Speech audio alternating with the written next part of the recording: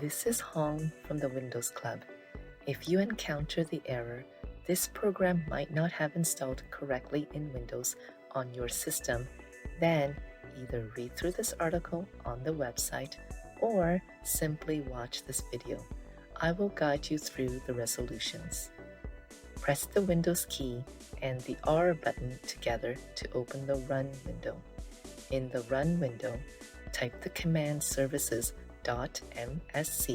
and hit Enter to open the Service Manager window. In the Service Manager window, scroll down to the Program Compatibility Assistant service. Since the list is arranged alphabetically, it shouldn't be difficult to find. Double-click on the service to open its properties.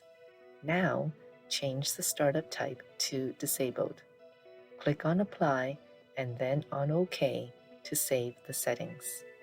This should resolve the problem in discussion. Isn't this easy and interesting? If you have any doubts, please go to the original article on the Windows Club and write your query. We will surely answer it. Thank you for watching this video. Have a nice day.